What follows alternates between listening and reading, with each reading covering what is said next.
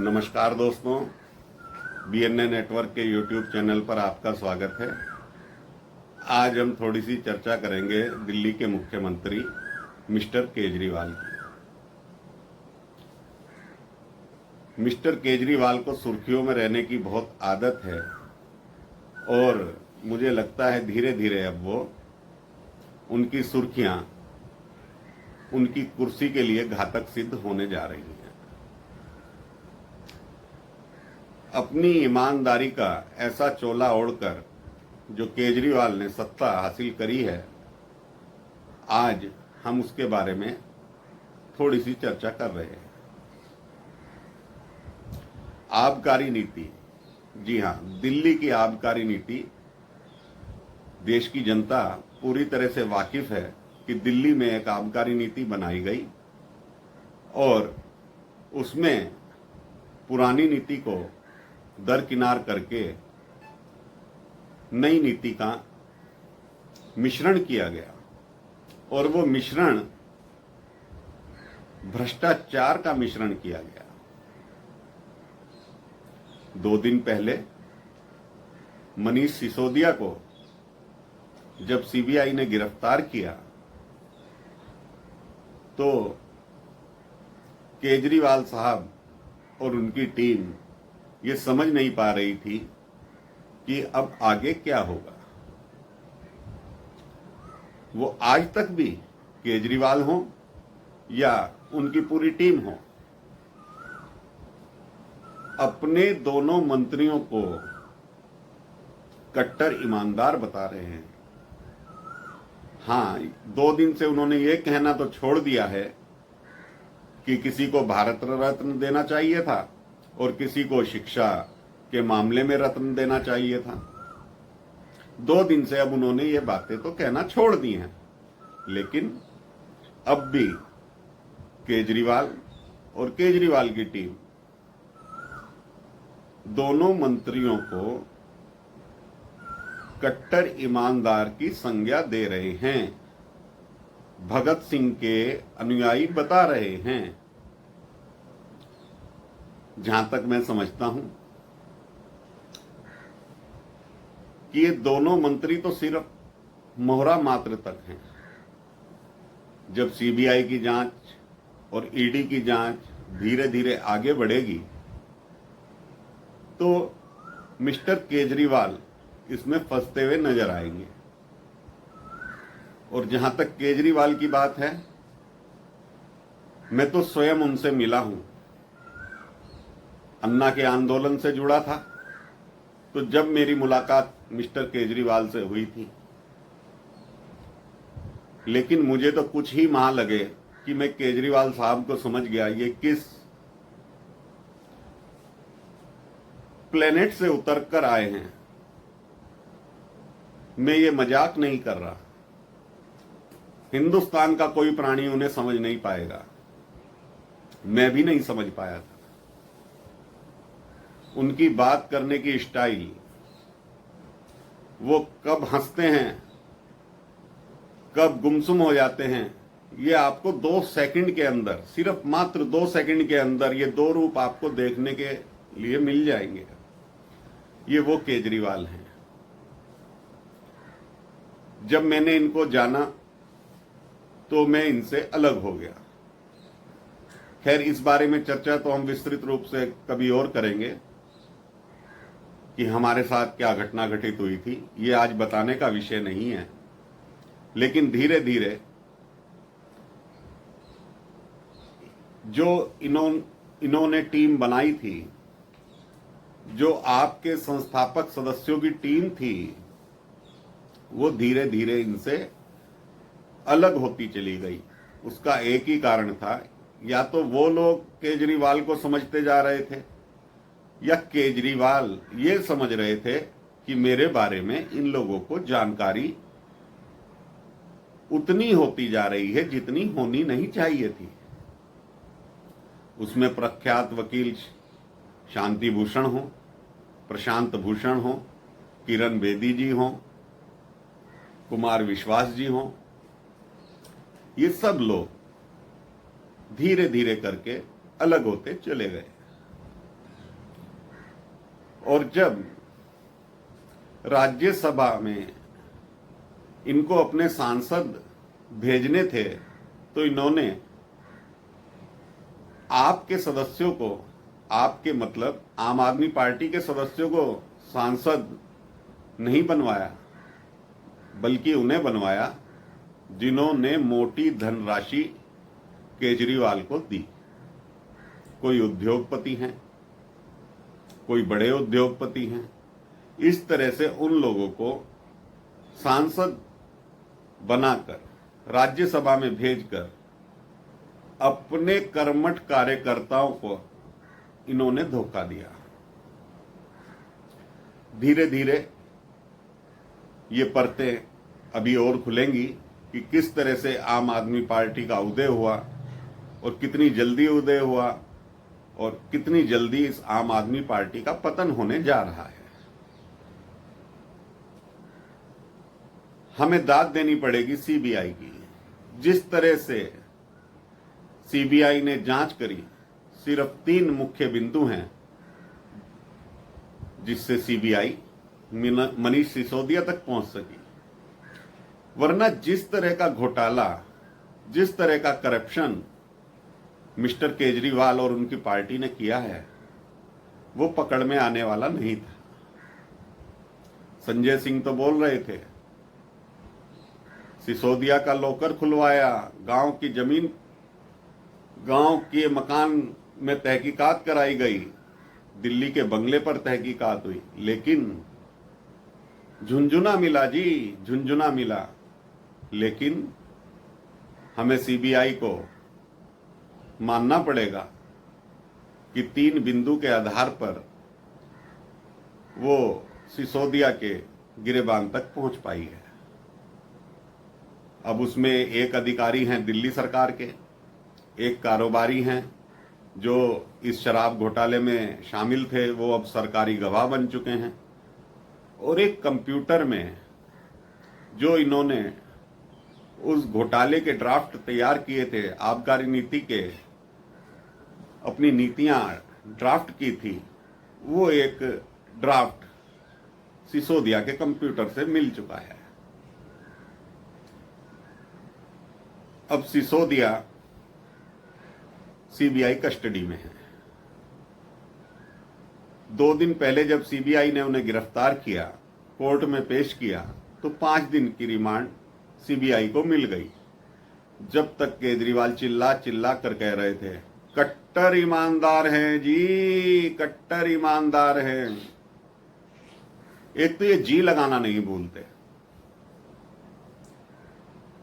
और ये जी, इनके जी का जंजाल बनने जा रहा है।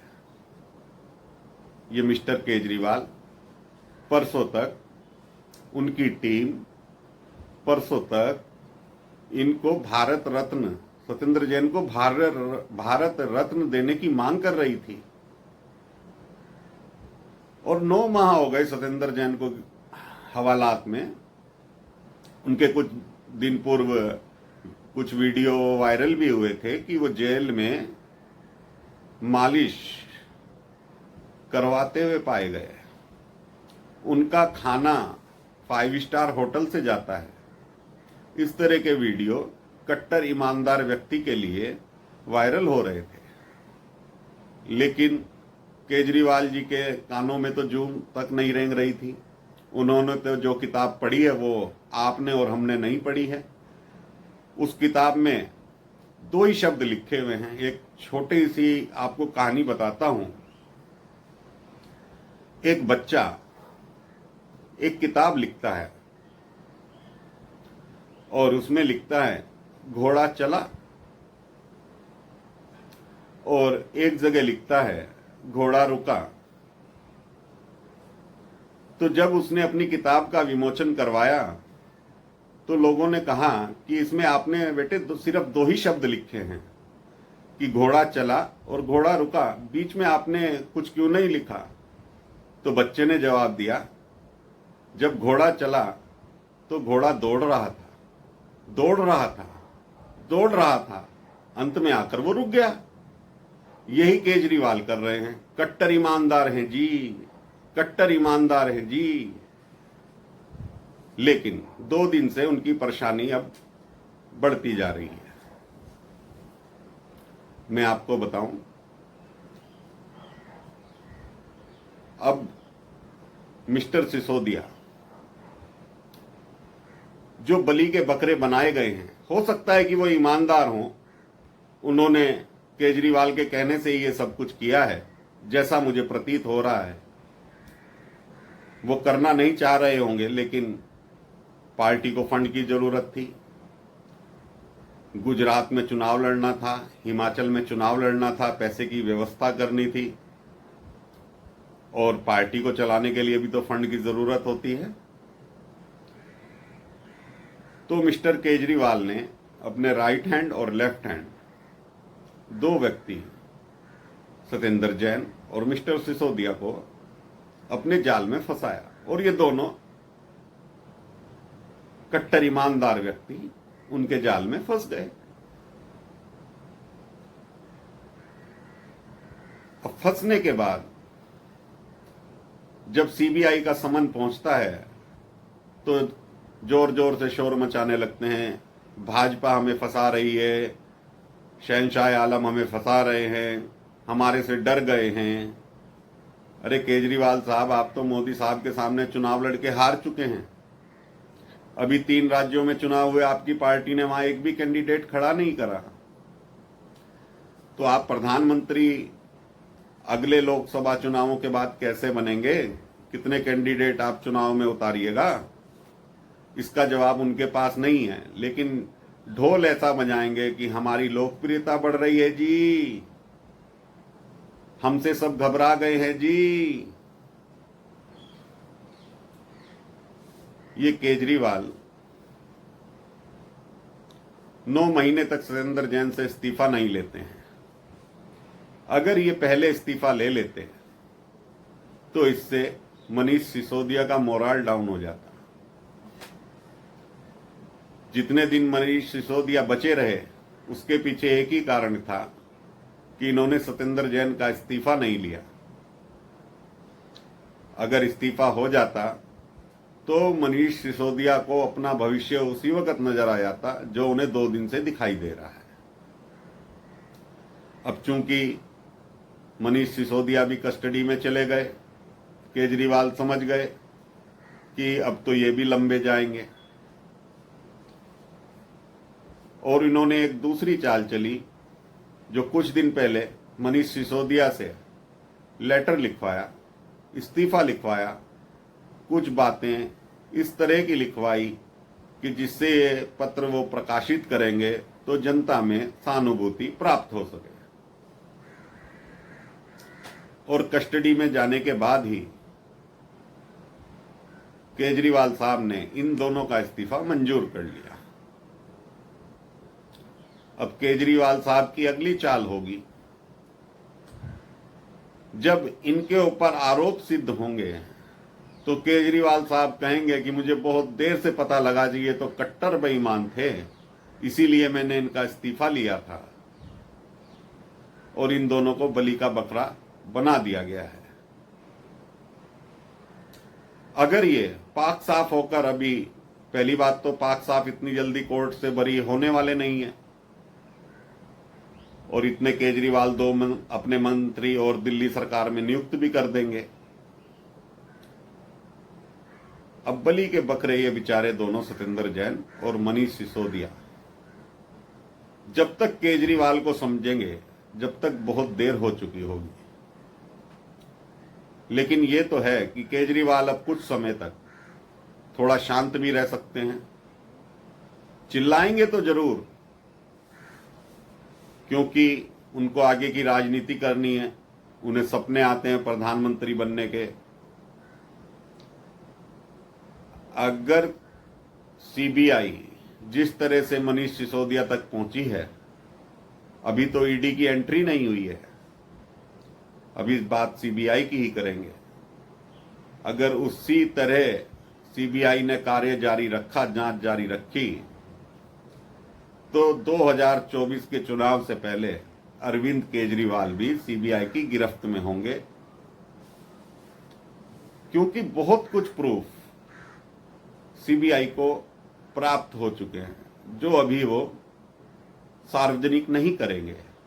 कुछ बातें गोपनीय रखी जाती हैं क्योंकि वो हमारे देश की सर्वोच्च संस्था है जो जांच करती है। अब केजरीवाल जी जब गुजरात में चुनाव हो रहे थे तो इन्हें आईबी की रिपोर्ट आई थी कि इनकी सरकार, ये बोल रहे थे कि आईबी ने रिपोर्ट दी है जी कि गुजरात में आम आदमी पार्टी की सरकार बन रही है।